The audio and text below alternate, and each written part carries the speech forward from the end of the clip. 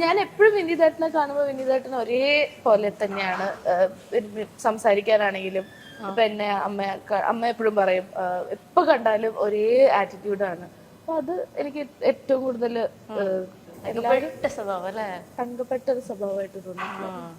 അപർണ അതുപോലെ തന്നെയാണ്, ഈ പറഞ്ഞ പോലെ തന്നെയാണ്. നമ്മൾ ഫസ്റ്റ് പടം വർക്ക് ചെയ്യുമ്പോൾ എങ്ങനെയായിരുന്നോ അതുപോലൊക്കെ തന്നെയാണ്. മുത്തശ്ശി കഥയുടെ ലൊക്കേഷനിൽ അപർണയെ കാണുമ്പോഴും അങ്ങനെ തന്നെയാണ്, ഇതിലും അങ്ങനെ തന്നെയാണ്. ഇതാണ് നിങ്ങൾ രണ്ടുപേരോടുള്ള വളരെ വളരെ വ്യത്യസ്തമായ ഒരു മറുപടി ആയിരുന്നു അത്. താങ്ക്സ് കേട്ടോ. അടുത്ത ആള് ഫഹദ് ഫാസിൽ. എന്നെ ഇപ്പൊ ഭയങ്കര കളിയാക്കല, അതുകൊണ്ട് എനിക്ക് തങ്കപ്പെട്ട സ്വഭാവം കിട്ടുന്നില്ല. എന്ത് പറഞ്ഞ കളിയാക്കുന്നേ? അതെന്തെങ്കിലുമൊക്കെ വിഷയങ്ങൾ കിട്ടും, ഞാൻ തന്നെ ഇട്ട് കൊടുക്കും എന്തെങ്കിലും. എനിക്ക് ഭയങ്കര എന്റെ ഫേവറേറ്റ് ആക്ടറാണ്. അത് സ്വഭാവത്തിൽ പെടുമെന്ന് എനിക്ക് അറിയില്ല, പക്ഷെ എനിക്ക് ഭയങ്കര ഇഷ്ടമുള്ള ഒരു ആക്ടറാണ്.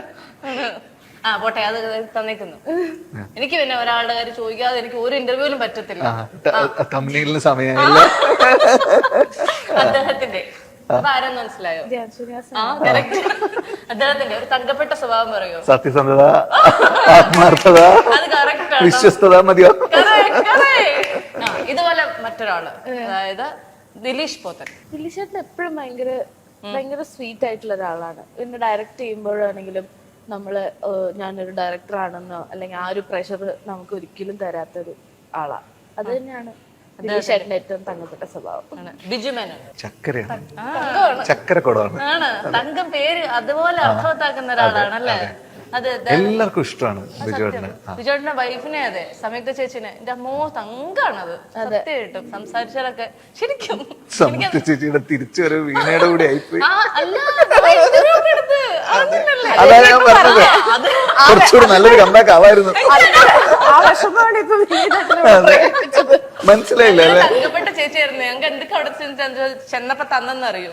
എന്തൊക്കെ സാധനങ്ങളാ, അതൊക്കെ പിന്നെ പറയാം കേട്ടോ. അതൊക്കെ കഴിച്ചിട്ടങ്ങ് പോയായിരുന്നു.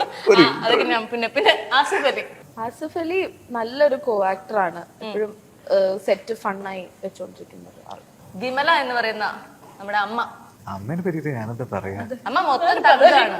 വീട്ടിൽ വന്നിട്ടുണ്ടോ? ഇല്ല, വരണം ചേട്ടാ, എനിക്ക് ഭയങ്കര ആഗ്രഹമുണ്ട്. വീട്ടിൽ ആര് വന്നാലും പഴം കിട്ടും.